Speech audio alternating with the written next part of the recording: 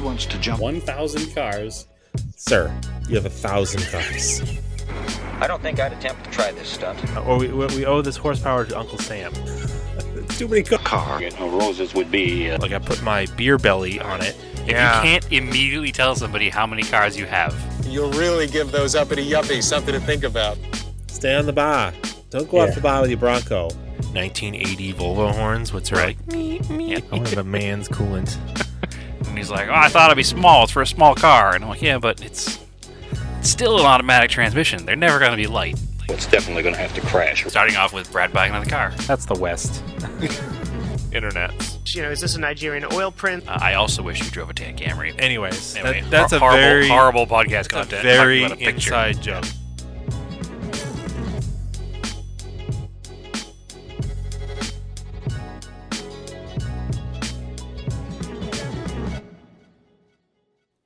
Welcome back to Auto Off Topic. We only have one Brad tonight. Only one Brad. Just one. One Brad, one Andrew, as it's standard. Yes. Around here. How's it going?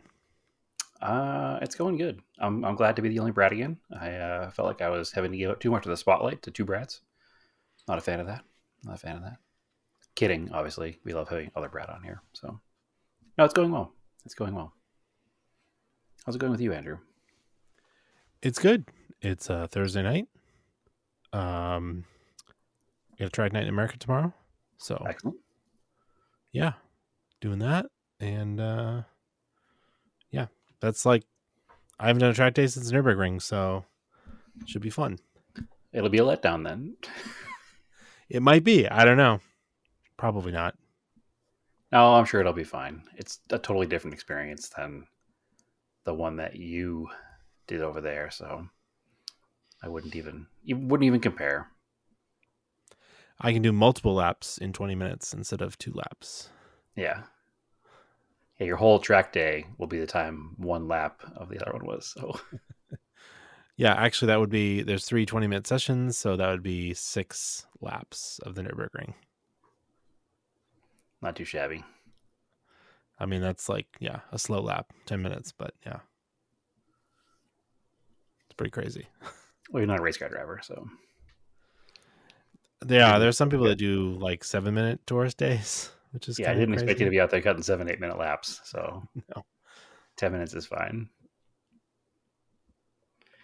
Perfectly acceptable in the world of amateur drivers who don't own the car and don't want to have a huge bill to exactly pay it all. Exactly. Yeah. So I don't know. I guess like that's my project car update is I changed oil in that car. Perfect. And did like a little nut and bolt check because I hadn't actually had it up in the lift since I did the exhaust a year ago. Yeah, it's a long time. That's a mark of a good car. Yeah. One that you don't always have to be working on. One day I'll know what that's like. I was like, oh, the oil's like, it was still kind of like clear and clean. I was like, it's only gone like probably 1,500 miles, but it's probably got like 3 or 4 track days on it. Yep. So high temperature, high rev. Yeah, that's the other thing. I was like, it's going to be like in the 90s tomorrow. So I'll put fresh oil in it. It doesn't hurt. It's cheap insurance. Exactly. Doing an oil change once a year for the entire time you own the car is cheaper than doing a motor once. So yeah, we'll just stick with the right way. I've been using the module in it, the 90s stuff. So yeah, I've converted to buying oil via the internet now as well, instead of just going and getting whatever I can get from O'Reilly's. You've sold me on that task, and it doesn't cost any more to get it and just have it here in stock and not have to run out and buy it. So yeah, if you're planning to do the oil change over the weekend, you order it on a Monday and then you have it for the weekend. Yeah, I started doing it because I had to order the liquid moly for the 944. Oh yeah, and I was like, oh yeah, this is pretty convenient actually. It's here at my door. So, did you get it from FCP or something so you can return it? I did get the liquid moly from FCP, but I'm not going to return it because that's a huge pain to return oil. I know that's how their gimmick works. That nobody actually does it. No, I mean other things I would return, but I'm not going to return oil. That's a pain. I've already given it back to AutoZone or O'Reilly's or whoever I brought it back to, so that's fine. Yeah, Although I guess if I continue to buy my oil online and everybody else does, we will lose the local store to dump our oil back. So maybe we should buy some oil no, locally Walmart as well. can take your oil because they sell oil. Until they don't anymore because everybody buys it online. Who knows? Also, I feel like trying to go to the automotive center at Walmart is a huge pain for everything. So just going to O'Reilly's is much easier. So Yeah, I just those are my two brands, Liquimolly and Motul. yeah. We're going to have to go back to the old school way of digging a hole in the backyard and dumping it back where it came from. in the gravel pit. We're just feeding the dinosaurs. It's fine. Yeah. This is a joke, EPA. I'm not actually going to do that. FYI. I will properly recycle it. But I feel like we should touch real quick, because we didn't do it until the very end of the episode last week, and just kind of remind people that the stickers, I don't think we got the address right for buying the Aaron Kelly Remembrance stickers. I'm pretty sure we got it right. I couldn't find it until after the fact, so I just wanted to put it back out there in case we didn't, that it was rally.build. Yeah. And rally.build/products. And then you can find the sticker through there. So I just know that I was frustrated trying to find it, and I couldn't find it. And then I found it by fixing the address. I think I was like searching rally build, and all I got was like build threads of people building rally cars. So it's rally.build. So interesting that build is apparently a domain name now, or a domain address now. Oh. Because the website is literally rally.build. Instead of .com or something. So, I would have put rally.build.com. Right. That's what I was having a hard time with. It's literally just rally.build. Oh, okay. Yep. So I had a hard time finding it because of that. See, I saw them on Instagram, and he just like sent me the link through Instagram. Sure. Got a link through.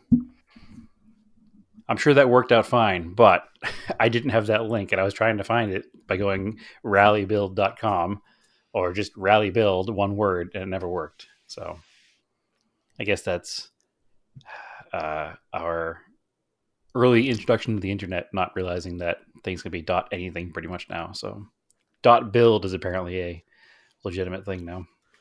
Cool. Yep. So anyway, I just want to put that back out there because I feel like we didn't do it justice by putting it at the end of the episode and giving the wrong or not enough information to find it. So just put that back out there. Yep. So, that's what I did to cars. And podcast over.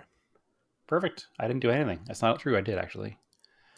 So, all right. Before we get off mine, then, I did try to buff the car again. Mm-hmm. I don't know how to buff this car. I don't understand. This is the only car I've ever never been able to buff. Doesn't make any sense. Last night the weather was pretty decent. I washed it. I was in the shade. The paint was cool.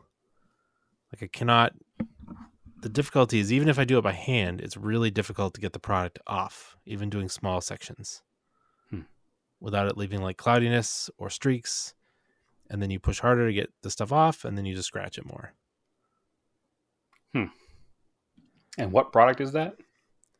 I'm using the P4 Chemical Guys stuff. Okay. So just the polish, not even the compound. The compound was too aggressive. That like really messed up the paint. I have like a couple sections that came out decent with this, but overall it just doesn't. Like, I don't understand. Maybe I have to work like a section that's like 6 inches by 6 inches over the whole car. Yeah, pretty much. But I'll, I don't know. I think I might be out there again soon. I'll take a look at it. I don't know what to do with it. I might have to just have someone do it. Oh, I'll be there in the next couple of weeks. I'll be there next couple of weeks if I can try to do something, because that seems weird to me. It is weird because it worked so well on the Galant, on the Q45. Yeah.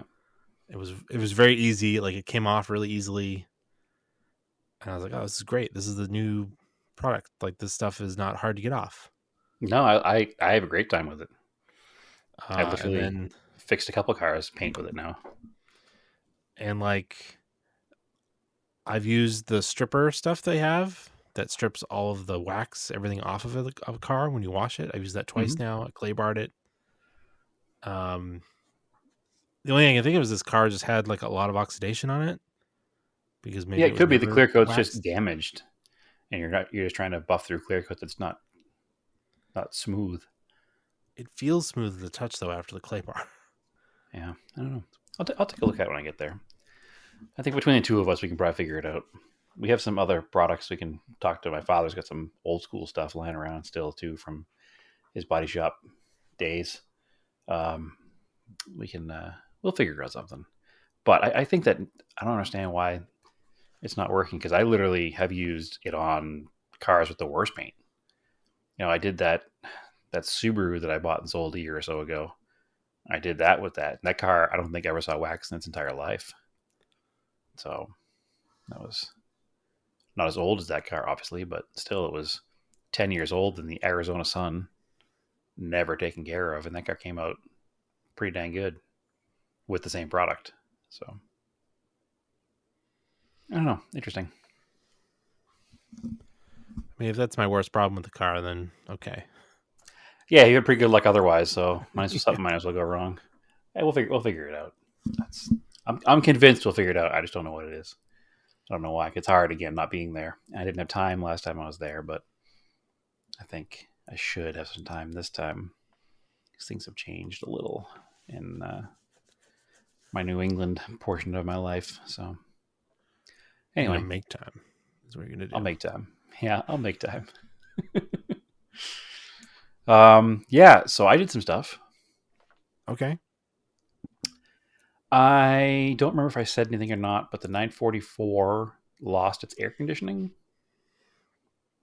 and I wasn't sure why. I got home one day, shut the car off, and I heard like a tire blowing kind of sound. But it was actually, I thought the car was overheating. So I turned the key back on and looked at the gauge. It went to normal level. I was like, all right, that's good. And then I opened the hood and I was like, that sounds like it's air conditioning. So I closed the hood, got back in the car, turned the car on, and there was warm air coming out the vents. I was like, aha, so that is Freon. So obviously I blew a line somewhere, and I had to figure out where. So that was this previous weekend's project, was finding where the AC leak came from and refilling it, recharging it with new Freon. So put the car up in the air. I don't know how much you remember, Andrew, of the actually putting the Freon in it last time, but I had to change one of the fittings on the compressor to a 90-degree bend so that we could use the small, the larger ends that are on like the home style AC gauges. So the big machines you use in a, if you have like a shop somewhere that does a lot of AC work, you have the big AC machine, and those have smaller dials and fittings on them. So that's probably where it was done before. When I tried to put the big fitting on it from the, the home style AC gauges, it didn't fit. So we put a 90-degree fitting on the compressor.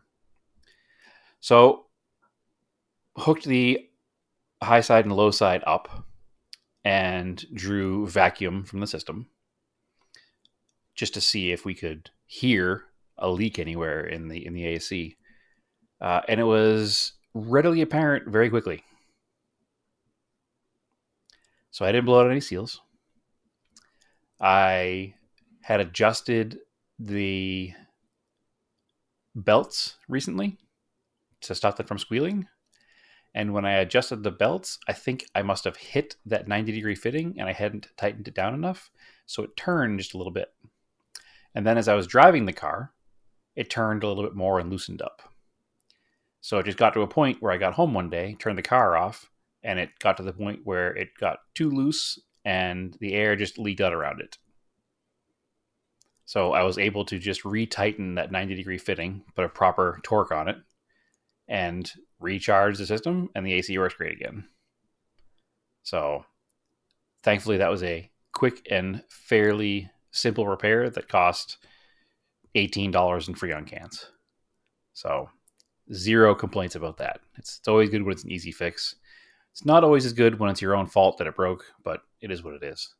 So happy the car has AC again because, as I'm sure everybody knows, the Arizona heat wave is still quite active, and it's been over 110 here for, 3 weeks. And for 2 of those weeks, I didn't have air conditioning in that car. So all fixed. However, there is a rather large down date. Not sure if it's related or not to that time when I was driving the car to LA and I had stumble when I was in LA or not. Or if that really truly was a bad gas situation and this new situation is kind of popping its way through. But I don't usually run the car with the hood up. But when you're charging the AC, you have to have the car running after you put the first can in. And heard a super loud vacuum leak. I did notice the other day that the car at idle was kind of running a little rough. And I noted it and I was like, you know what? I've never done like plugs and wires and a tune-up on this car. That's what I'll do. But turns out it's just a massive vacuum leak, which is why it only idles rough and it runs fine when you're on throttle. So sprayed some, starting fluid around to find the location of the air leak. Found it towards the back of the cylinder head. Started digging around in there. And there is a paper gasket that goes in between the intake manifold and the cylinder head. And it is blown out. The last runner, so like the number 4 cylinder, the intake manifold gasket is blown out. So, yeah. So new project. I have to do an intake manifold gasket on the 944. It doesn't look tremendously complicated. There's some typical Volkswagen style, Allen style head or Torx head, probably Allen head, bolts holding it down to the cylinder head. Then there's the throttle body, and then the bracket that holds it up on the other side, I think is shared with the dipstick. So it actually looks fairly, I don't want to say fairly easy and then wind up shooting myself in the foot, but it doesn't look tremendously difficult. So it doesn't require taking the car too far apart. It doesn't require interfering with the timing belt or taking the head off or anything like that. So it shouldn't be tremendously difficult to take care of this. I just need to get in there and do it and order some gaskets to replace it all. And hopefully that fixes that idle stumble. I mean, I think it should. The vacuum leak is so loud with the hood open, it's all you can hear almost. So it's definitely sucking in a ton of air. So, and then once, you're on throttle, the vacuum issue is not an issue anymore because the car is building vacuum, right? So we shall see. I don't know if that's related or not to my problem I had 6 months ago. Could it be? Maybe. Maybe it was starting to go and didn't quite go all the way. I don't know. Seems like a stretch, but it could have, right? Yeah, maybe. I don't know. Yeah, I'm not sure. It's a thought, but it needs to be fixed now. The car is still technically drivable while I order the parts. Not the end of the world. I'll get it taken care of as soon as I can. Hopefully I can get the parts by this weekend and get it taken care of. So I'll have a new story next week, hopefully of a successful intake manifold resealing. I'm only a little nervous about it because I know the car did have the cylinder head and intake manifold off of it prior to my ownership and prior to our friend's ownership in the past. Because by searching the VIN number, I did find a former for sale ad for the car, and it showed that the timing belt had snapped and the whole top of the motor had been redone. So hopefully there's no, stripped bolts or anything in the process. But that also hopefully means though that things will come apart because they already have been apart. So we shall see. But not looking forward to that. But it is what it is. It's got to be done. I just got the update from all my parts from Techno Toy Tuning. The work is done as far as the cutting and welding of the new strut tubes, and they're at the powder coater. So once they get powder coated, they should be here. Probably another week and a half to 2 weeks, he said, for everything, just because the powder coater is backed up, I guess. I got the first package of stuff here already, which is all the rear suspension stuff, the shifter, and some of the other smaller parts that I got from them, and the panhard bar and some of the other goodies that are going along with this whole process. So that's all here at least. And I have all the steering components should all be here. Starting to filter in. They should all be here by mid next week. So I can get that whole car put together. Hopefully, probably not next weekend, probably the weekend after, it looks like, based on whenever that suspension stuff comes back from Northern California. So that one's coming along. That's it, I think. I haven't touched any other project cars. Yeah, that's it. Yeah, Pretty good little update there. Had some free time to play with some stuff, so I have to get the Eclipse smogged this week. I haven't done that yet either, so that's hopefully an easy story that won't require any work. Oh, that's on tomorrow's docket, so stay tuned next week to find out if the Eclipse passes smog. Oh, I have to bring the Montero for safety tomorrow. So yeah, safety, you at least know that they're going to fail you for the wheel bearings. With smog, well, I go to the other place now that is fine. The one that understands. Yeah, yeah. Which smog is tough. They're like, it ticks. That's just the engine. Like, yeah, it is. Yeah, it's fine. Yeah. Yeah, never having dealt with smog, really, it's going to be interesting for me. So I'm not really. I mean, we had emissions testing in Massachusetts, but it was pretty simple. You know, the older cars don't need it, and the newer cars are just a plug-in. So I've never. Well, there was a while they did it in the mid 2000s. They did a sniffer test on stuff. I don't even remember that now. Yeah. Yeah, you're probably right. Up to like 06, they had to sniffer test stuff. Okay. I think I had new enough cars that it wasn't an issue. And then maybe I don't remember ever getting a sniffer test like on my old Cutlass and stuff back when I was a teenager. Maybe they definitely did it. I don't remember, but I could have. Anyway, I'm a little bit stressed out about it just because it's not an American market car. So it doesn't have American market smog equipment. So I'm hoping it's all one the thing same. you want to make sure, go drive it kind of hard, like before you get there, so the cat is nice and hot and it's working. Right. Yeah, I plan on. Well, it's 115 degrees tomorrow, so it'll be nice and warm.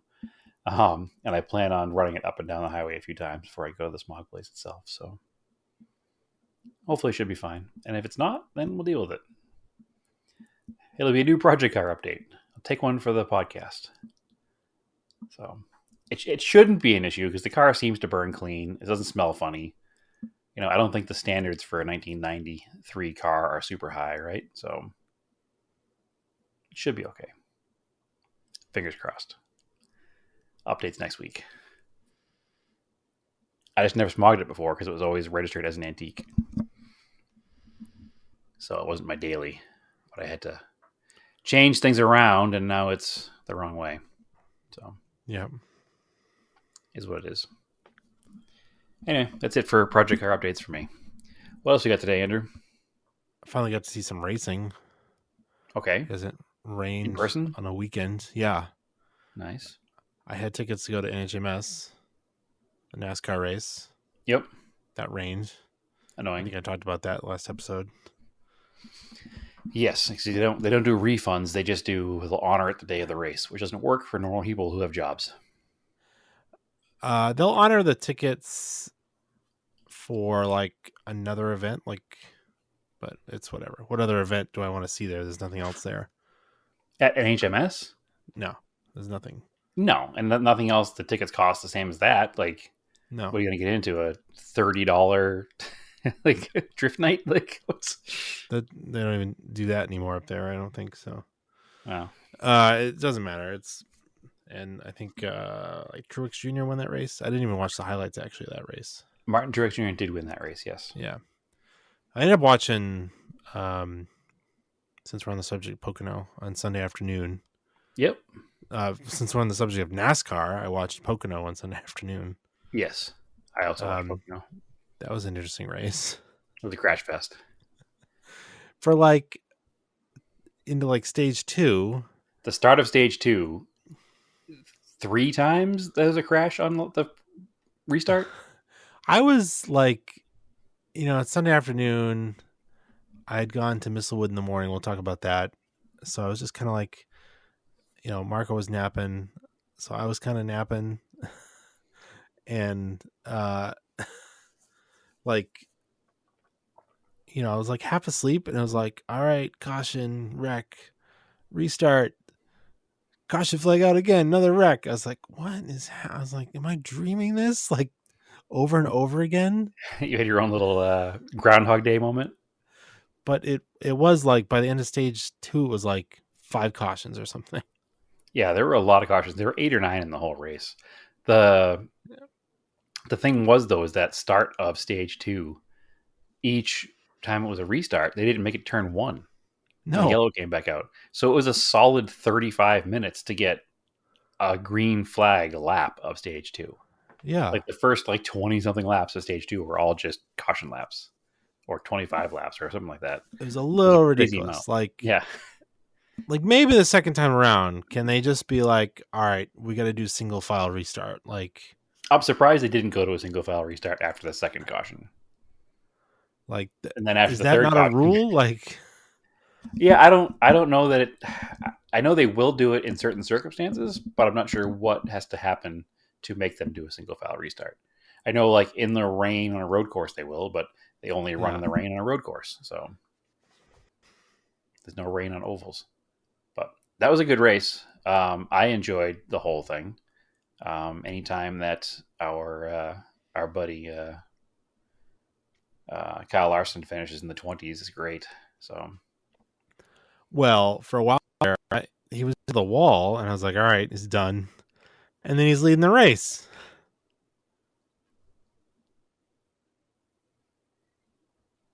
Uh-oh. Oh, there you are. I heard you say uh-oh. Sorry. You went blank on me there for a second. I heard you say No, for a it, while, totally and then I got nothing. Yeah. All right. Hold on. So for a while. Yeah, for a while there, he like wrecked in the wall, and then he was leading.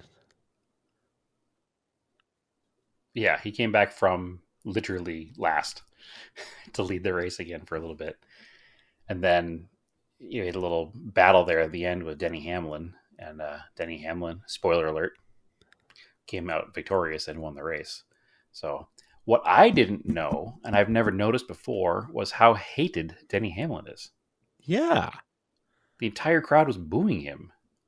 I didn't realize he was a heel. No, I don't ever think I've noticed that before. And I have no problem with Denny Hamlin. He's been around for a long time. He's one of the oldest drivers out there other than Brad. No, not Brad Keselowski. Kevin Harvick. Harvick? Yeah, Harvick's one of the oldest drivers out there. But Denny Hamlin's been around for a long time.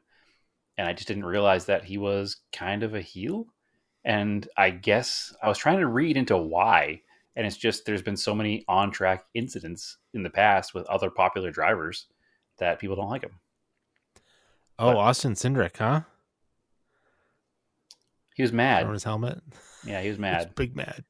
I don't even remember who knocked him into him.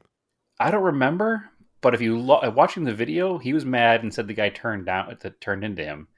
But the video, yeah, he definitely did not turn down into him. No, it was 100% his fault. Yeah, and even the commentator was like, "Yeah, he might change his mind once he sees the replay." Yeah, I can't remember who that was now. He was big mad for no reason whatsoever. I don't remember who it was either, but I remember that it was not the other driver's fault. That's for I think it sure. was who drives the 43. Maybe Eric Jones. Yeah, I legitimately do not remember. It was somebody in that same range of drivers. It might have been Eric Jones. I just don't remember. I thought it was the guy from around here. Well, he doesn't drive the 43. The 43 is Eric Jones. No. Yeah, I the don't. guy from Connecticut Connecticut? is Ryan Preece. I thought maybe it was Priest. I don't know. Yeah, he drives the 41 Ford. And then didn't Hamlin get real close to the back of someone and like took the downforce off and they like wrecked? But he never touched him. No, he never touched him. It was super weird. And they were like, they had to go back to the replay. They're like, what happened? Like, Yep, he never touched him. So there's, again, I don't think any fault at all on Denny Hamlin for that one. It was just racing. but if you're at the track, it probably looked like it touched him. Like depending on where you're sitting. Oh, I'm sure it did. I think was that William Byron? It might have been Byron. Yeah. But anyway, whoever it was, he didn't get hit. And they watched the replay over and over again, and there's no way that he actually did anything. And No, it was you weird can't though. you can't fault him for getting close. Like, Yeah. that's NASCAR. But it was strange because they get close like that a lot, and it just that particular way it did it, it just like made the back of Byron's car super light, and he just went around and into the wall. There's also a huge bump on that track where they call it tunnel turn, Yeah, where it goes over the tunnel to get to the infield, and you don't notice it as much when the cars were at speed, but when the cars were going through under yellow, you'd see him go over that bump, and it was a heavy hit. Like you'd see the car almost bump off the ground a little bit. So definitely was. It's definitely a rough surface. So it could have been part of what happened there as well. Who knows? But it was. I had a fun time watching the race. I was a little annoyed at all the yellows for a little bit, but I was watching it later on recorded, so I was able to fast forward through some of that stuff. So it kind of was okay. But overall, it was a good race. Pocono is always a fun one to watch. The good thing is that I think this week is going to be another oval. Richmond, I think. Yep, Richmond. But And then Michigan. Michigan, then Indianapolis road course. Yeah, the Brickyard Road Course, and then directly after that is Watkins Glen. So that's 2 road courses in a row starting mid-August, which is awesome. So I am 100% here for that. I'm still like, and I really want to see a NASCAR race this season. I'm like, maybe I should make an effort to try to do Watkins Glen. yeah, either that or even going to Indianapolis isn't tremendously difficult. No, it's not either. Yeah. So, I don't know. I mean, it involves a flight versus driving, but I guess you could also drive there. Yeah, that's the difference. But it'd be a cooler track to go to, I think. Plus, I had something on the 13th, but not the 22nd. So, did you hear? I think you did. I think I told you who's coming back for that race. Yeah, we talked about it on the last episode. Oh, okay. Yeah, I don't listen to our podcast, Andrew. I don't know. No, I don't listen to it either because it's terrible. So I don't know what we talked about. Yes, SVG is coming back and running that event, so that should be good. So yeah, but I'm stoked on 2 road courses in a row. I don't know if that's ever actually happened in the modern era of NASCAR. So I don't think so. But Richmond's good. Michigan's kind of an average race. I think it's similar to maybe a little bit larger than NHMS, but well, now you're getting to the part where guys that don't have wins or enough points aren't in the playoffs. Desperate. So, well, when do the playoffs start? There's a couple more races left, right? I think maybe after Watkins Glen, because you have people like Chase Elliott who need to win now to get in, and people who are like, if he doesn't win something, he's out, right? Yeah. I know I was super bummed for Suarez for wrecking last week. Yeah, it sucks. He's trying to get in. Yeah. But with 2 road courses, maybe it's good. That's good for both Suarez and for Elliott. So who knows? Yeah. Problem is though that Martin Truex Jr. has been really dominant at road courses this year. So well, we'll see with SVG. These should be some good races.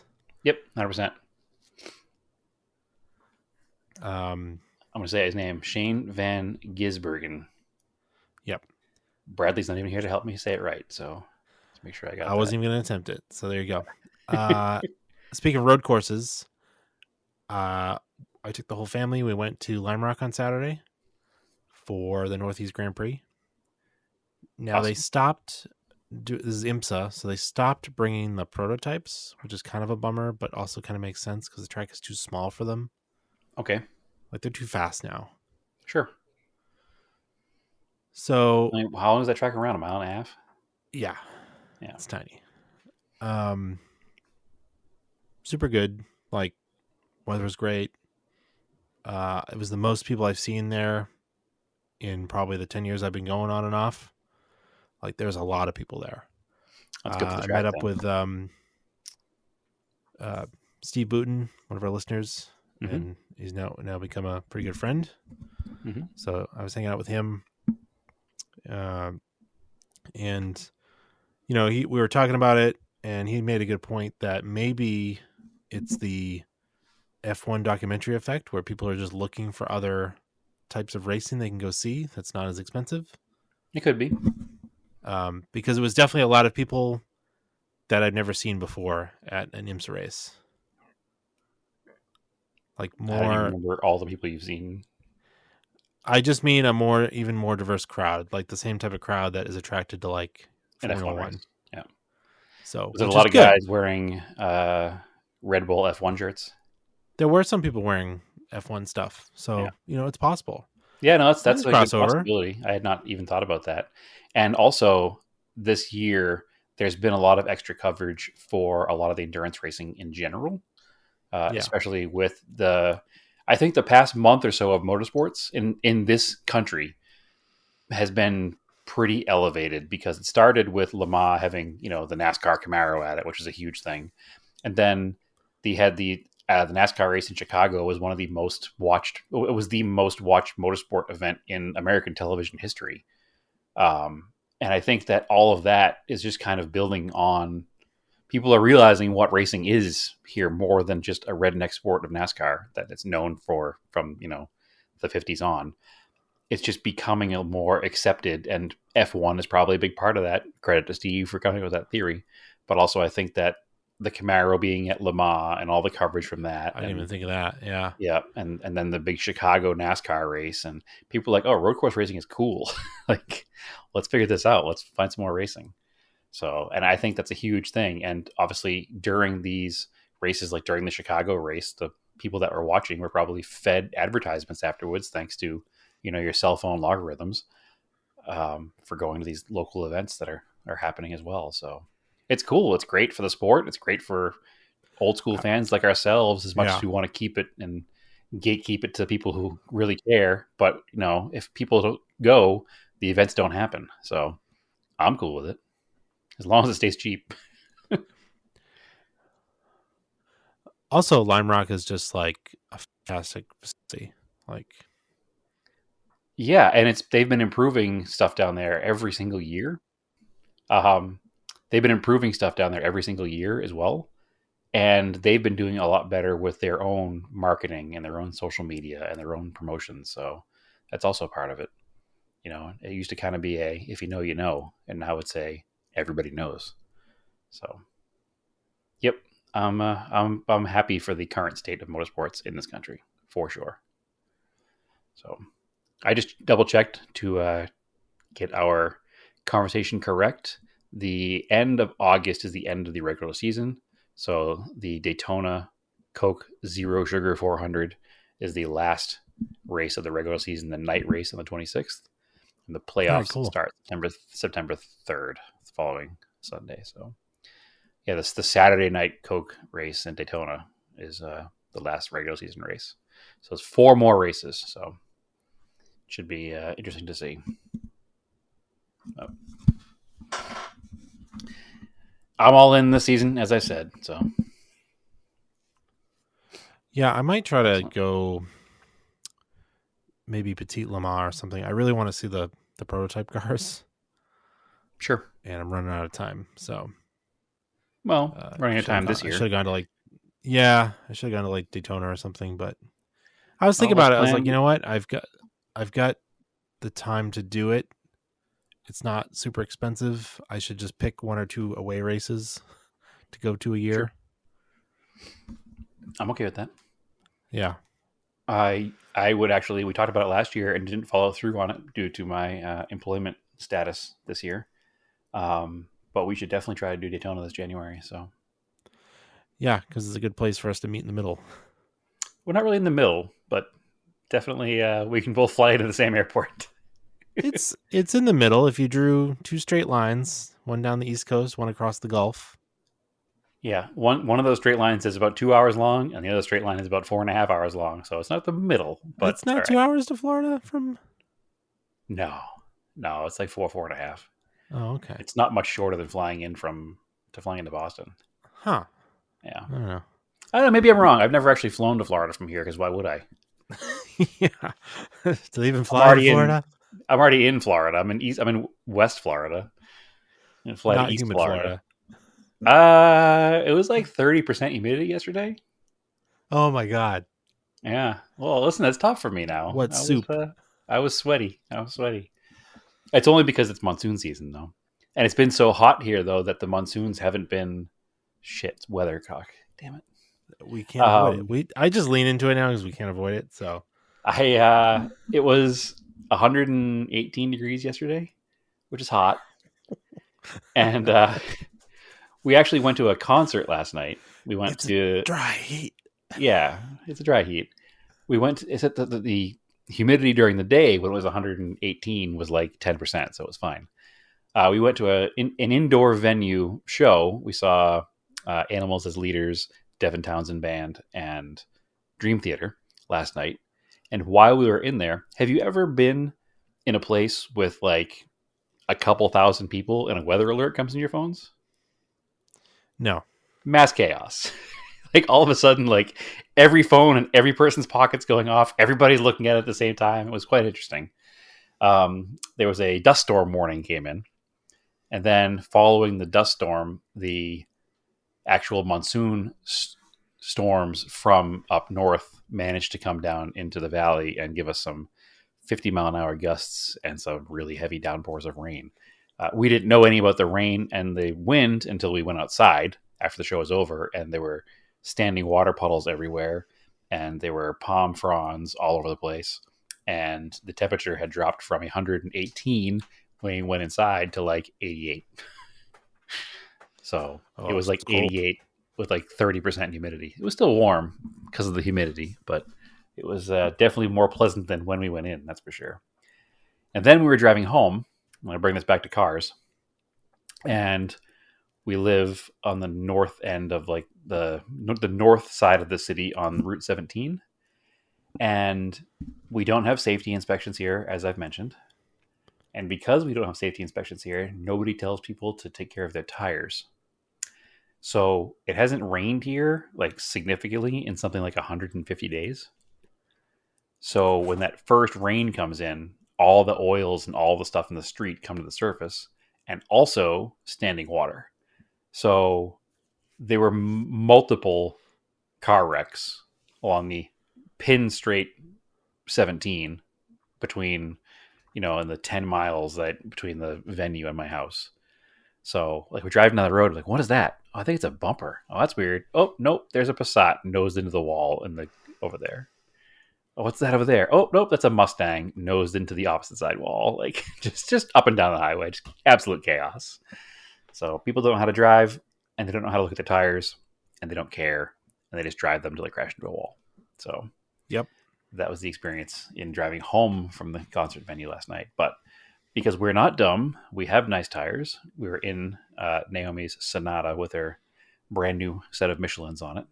It was totally fine. So we made it home without issue. Had to dodge more palm fronds, and highway bumpers, but other than that, it was fine. So anyway, that show is also awesome. If you ever get a chance to see the Devin Townsend Band, highly recommended. The other bands are great too. Animals Leaders is awesome. I've seen Dream Theater a bunch of times, but Devin Townsend blew me away, and I think you would actually really like it, Andrew, as well. And if anybody in the audience is a progressive metal fan and you don't know Devin Townsend, you're doing yourself a disservice. I've been a fan for years, never had a chance to see him until last night, and mad I haven't seen him on every tour he came by with. So great show. All right, well, back to cars. Hey, listen, we can give the people what they want. Today, they want prog metal, all right? They just don't know All it. right. Sunday was Mistlewood Concours d'Elegance Yeah. in Beverly, Massachusetts, which is run Endicott by College. Endicott College. Well, I should say the show portion is run by your dad, right? Him and some other folks. As the head judge or a head he's judge. in charge of he's in charge of judging for sure.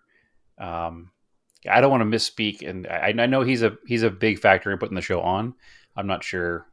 I think the college actually hosts the event, and then he's. I don't want to call it his show, but he does help run it significantly. Yeah, he'd be like the CEO, I guess. Yeah, he's the head guy in charge. So I do want to apologize to him publicly here because I was giving the show a little bit of crap on our Discord channel. But just my personal opinion about a couple of things of the show might have come off a little bit harsh, but it's my own personal opinion, so I'm allowed, right? Yeah, we can get into that a little bit. But how was the show? Well, finally, it didn't rain on his show, which is right. Beautiful. It seemed like every year it would rain, and every day it's been raining in New England this year, it seems. So it's in a super nice spot right on the water, which is really nice on a beautiful sunny day. And there was a lot of nice cars there. Yeah, usually is. He gets some real heavy hitters.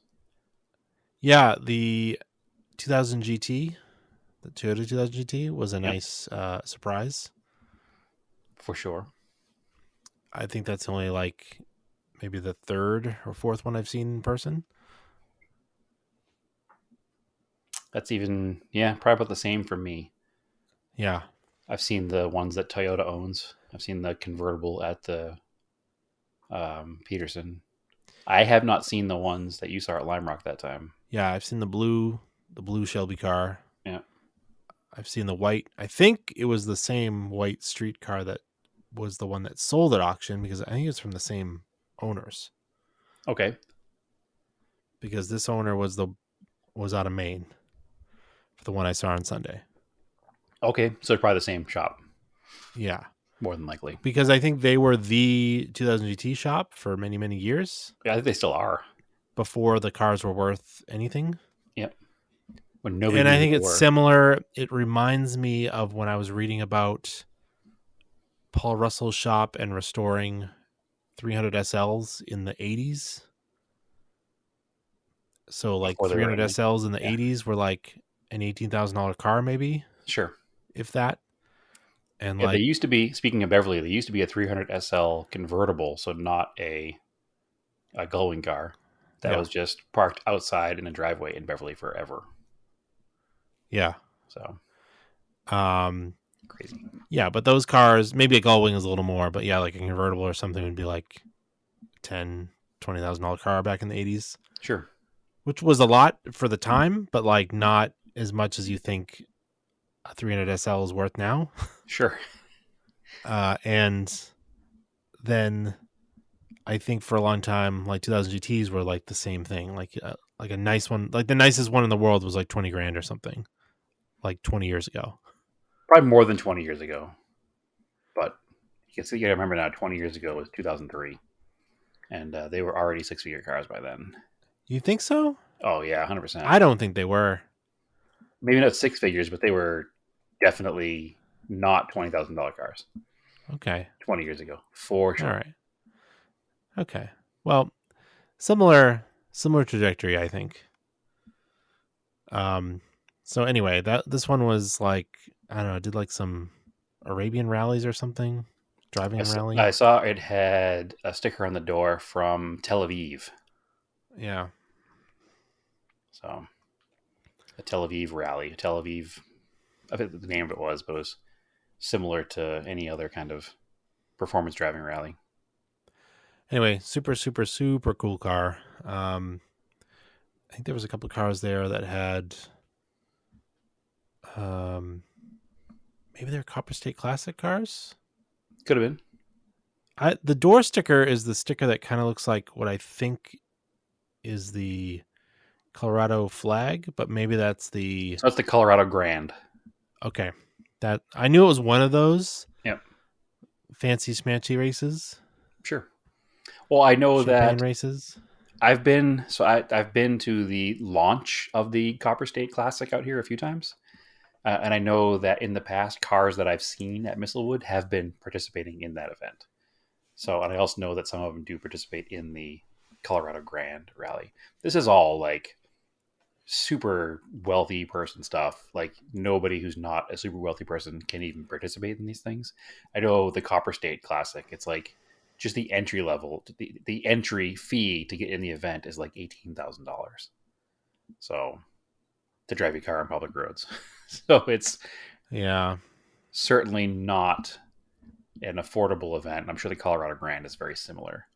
So, but nonetheless, it's cool to see them at least, and it's cool the owners drive them, even if it's out of our price range, we'd kind of look at it from afar. It's very neat that these things actually do get driven on public roads and for long distances. So, because that's the kind of stuff that never would have happened in the past. 300 SLs, there was a purple one there. Okay. A Gullwing car? Yep. Interesting. You didn't see the picture of it I shared in the Discord? I probably did. Your dad said it was one of two in silver violet. Okay. So it was an original color. It's like this like lavendery purple color. It's not like something I would expect out of the 50s. It's like metallic purple.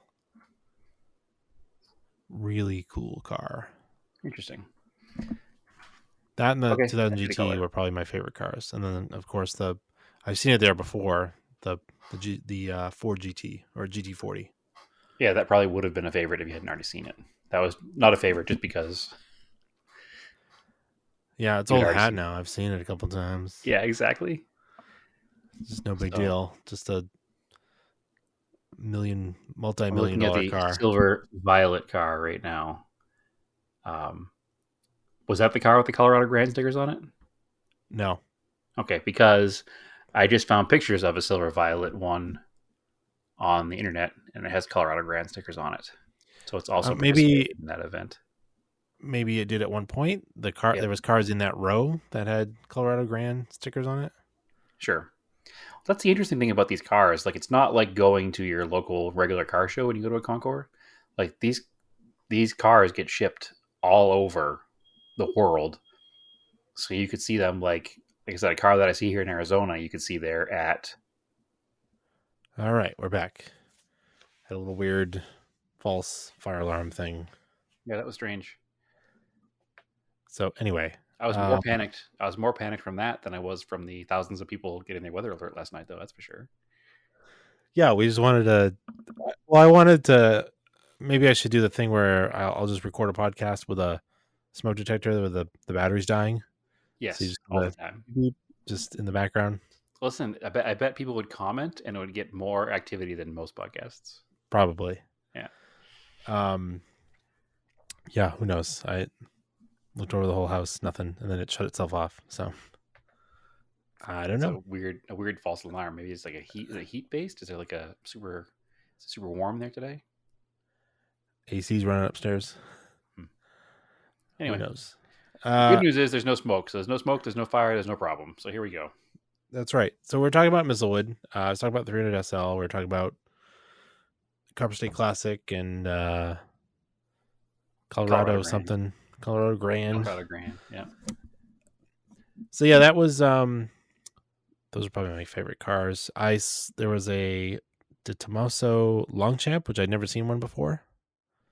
Yeah, those are super cool. There's one that goes to events at Lime Rock often. I've seen it at the Historics there a few times. In fact, as I was walking up to it from behind, I thought it was a Ferrari Mondial or a 400i. One of those, one of the 4-seat Ferraris from the 80s. The 4-seat Ferrari, the 400i is the front engine one. That's what it. Similar lines. So from behind, that's what I thought it was. When I see them, I usually think that they're a bitter SC at first glance. I don't even know what that is. Is that a GTA car? What? No, a bitter? I think it's British. It's That another sounds like Europe- I stole a panther in GTA. I got a Yeah. bitter. No, it's another European European bodied V8 American powered car from the same era. It's a very similar look to a Longchamp. It's from Sweden, actually. I apologize, not England. Hmm. So it was, I think it's an Opel, maybe an Opel Diplomat. It's some kind of Opel chassis with some kind of Pininfarina body on it, but it looks very similar to a 400i or a De Tomaso Longchamp. The De Tomaso Longchamp, I think, is the prettiest one because the light configuration is really cool. Yeah.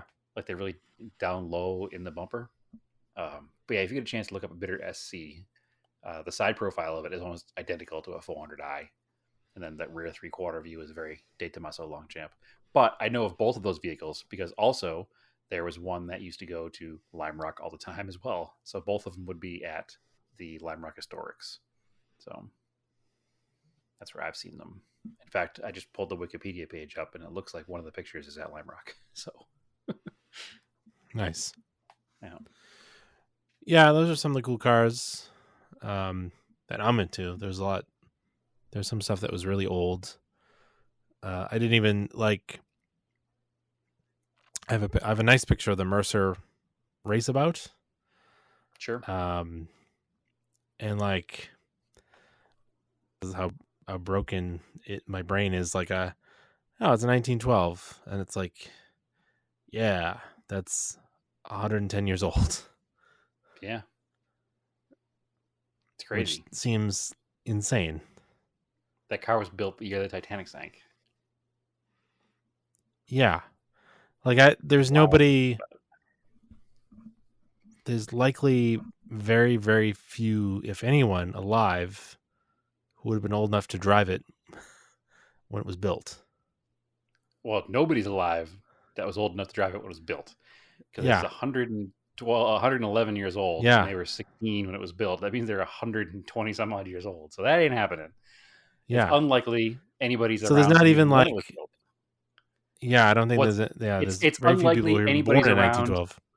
Yeah, it's unlikely anybody's around who remembers even seeing one in traffic.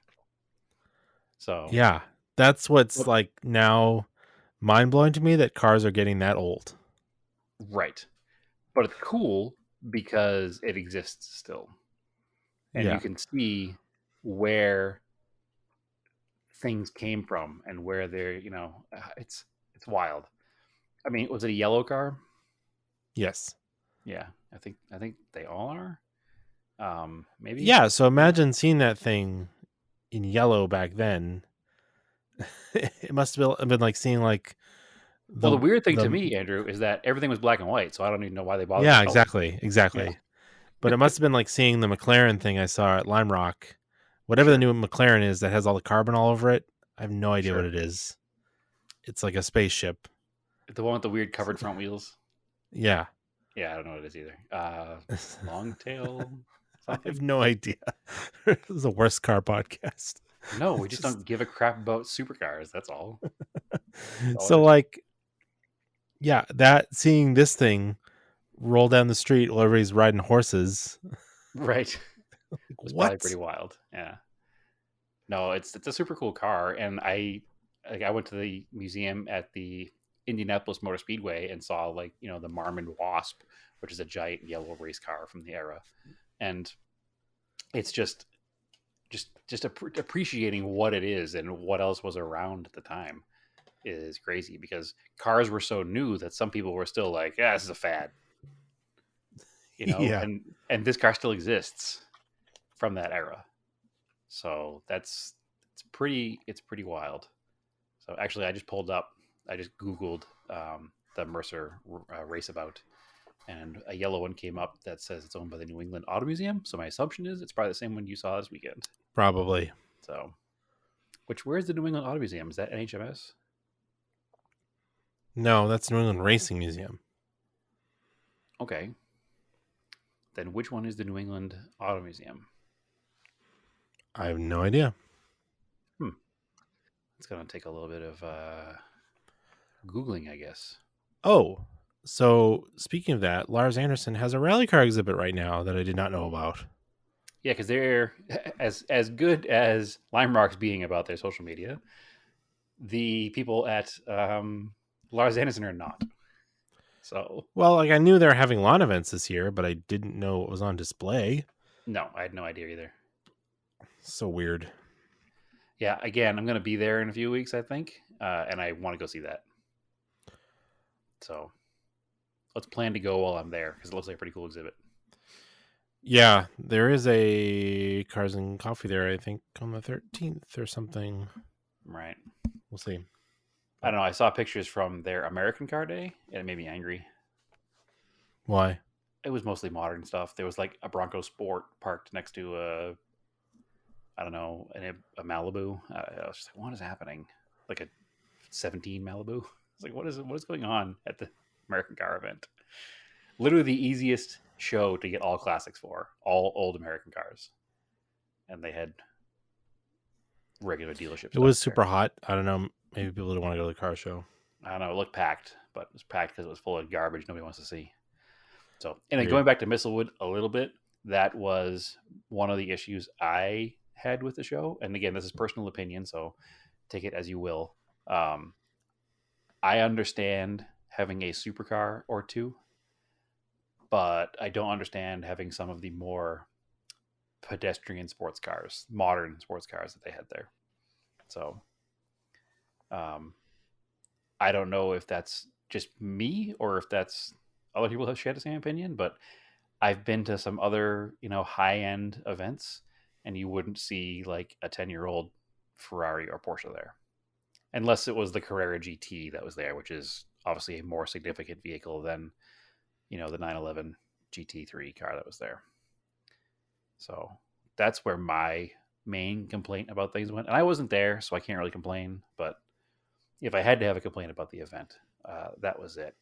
I think that having less cars at that top lawn section when you first come in, and instead of having them parked like backed in like a parking lot, have them kind of just parked a little more, I don't want to say haphazardly because that's not the way I'm going for, but staged a little better, have them facing different angles and less, door-to-door parking lot style, and having less of the modern stuff, I think would elevate the show beyond where it is now to the next level.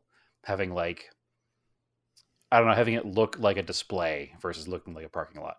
And I think that one of the important things to think about is maybe quality over quantity, and not having as many vehicles, but just having more of the stuff that belongs there. And I think a lot of these newer sports cars don't belong there.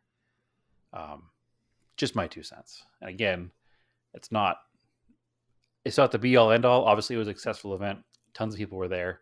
I think they had a great showing, but I just think that would bring it to that next.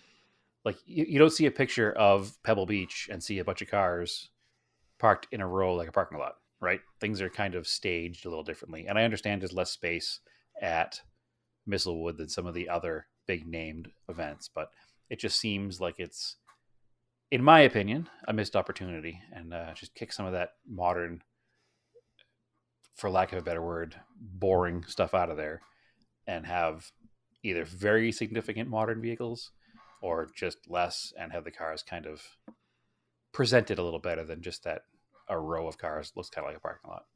I think that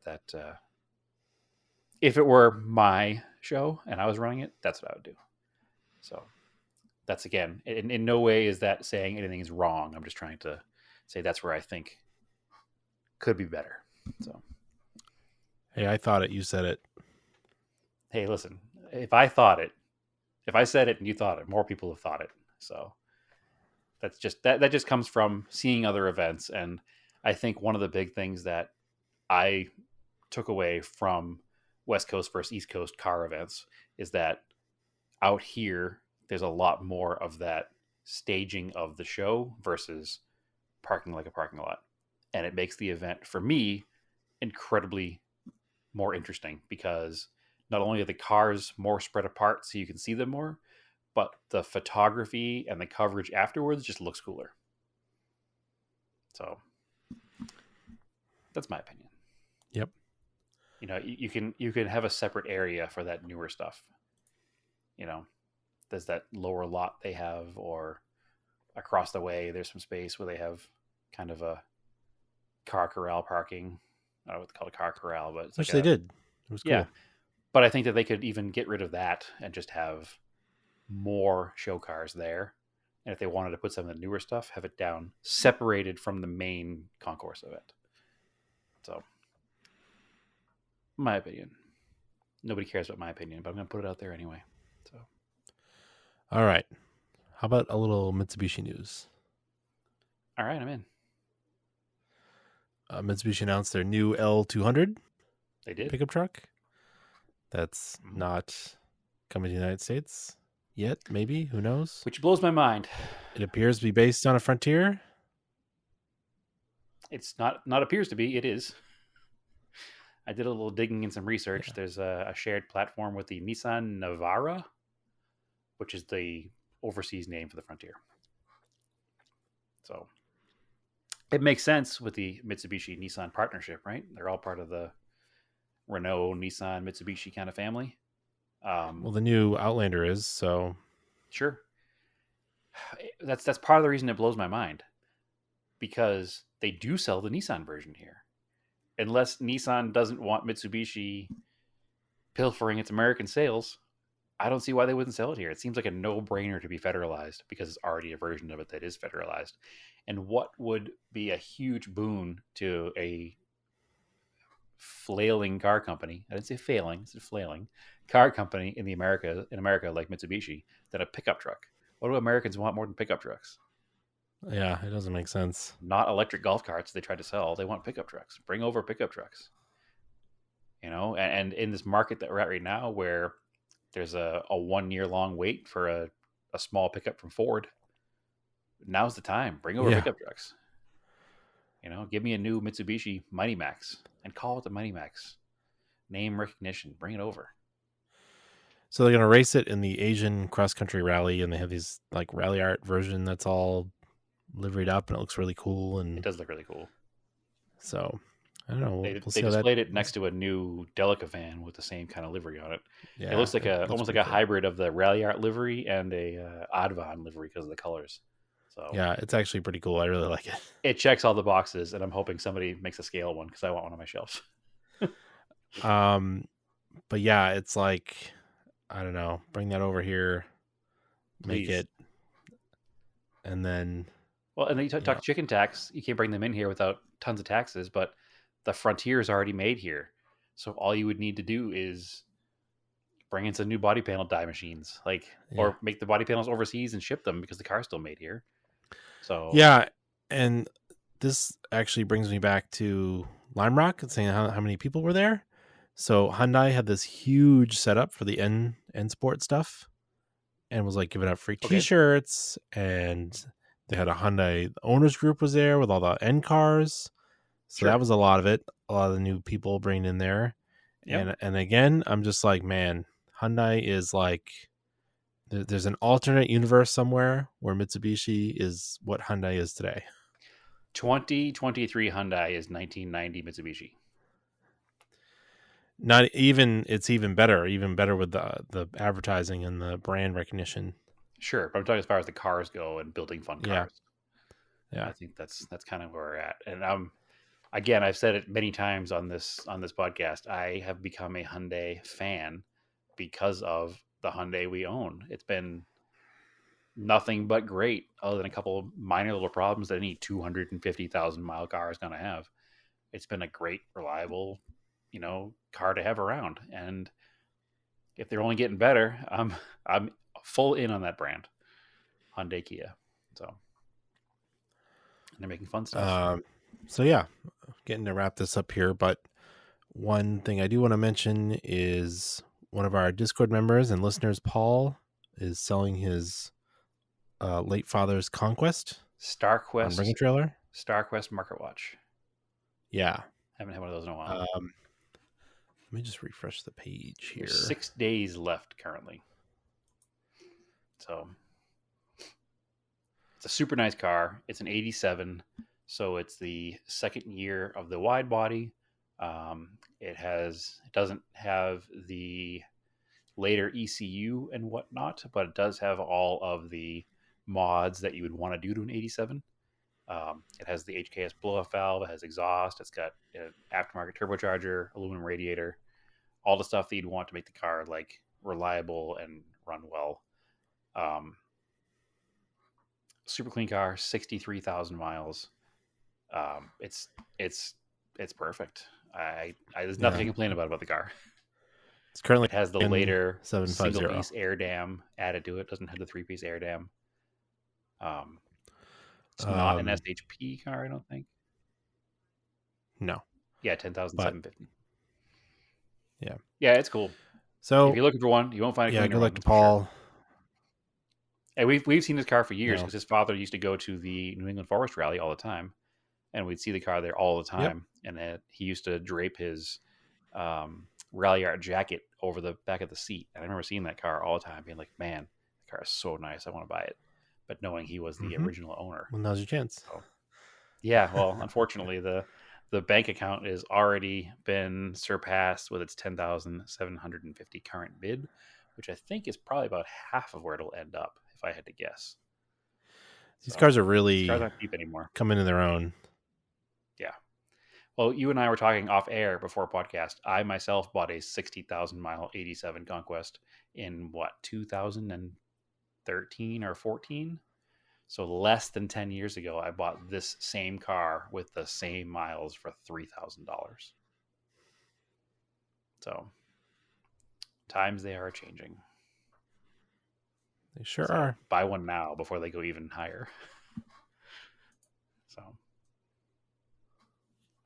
I had nothing wrong with an 87. I know people prefer the 88, 89s, but the 87 is more common. And honestly, to find a clean one, it doesn't matter what year you get, whether it's an 87, 88, 89. All of the upgrades for the 88, 89 are minor in the grand scheme of things, and you could replicate them plus with aftermarket parts, especially with the current status of aftermarket parts availability for Conquest and Starions. It's better now than it was even 10 years ago. So 10 years ago, if your rear struts were gone, there were no options to replace them. Now there's multiple options. All kinds of hard parts are being made. The center drag link in the steering was NLA for years, and there's a company out there making them now. There's a pretty good community of Conquest Starion enthusiasts that are using modern technology to keep the ones that are left alive, and I'm here for it. And I think that if my plans go the way they plan to go, I'm going to be back in a Conquest or Starion at some point in the future, and I'm happy to be there with the current state of things with these cars. So go to Brain Trailer, look at it, and buy it. Support our fans and listeners. Buy their cars. All right. Well, I think that's an episode for sure. So yeah, follow us on Facebook, Off Topic Podcast, Off Topic on Instagram. We do have a Threads account, which is getting better. Off Topic. Okay. Let's connect to the Instagram. Follow me on Instagram, Erased in Anger, and I'm over on Threads as well. And come join our Discord if you want to hang out with us day to day. It's pretty fun. Just message us if you need an invite. I second the Discord. It's definitely my biggest during the day distraction, and I'm not even complaining because it's actually pretty easy to come and go as you please and not get too far behind. But you can find me on Instagram at TSISS350, and I've been trying to be at least a couple posts a week on Scale Autocast as well. All right. So keep yours analog and aim for the roses.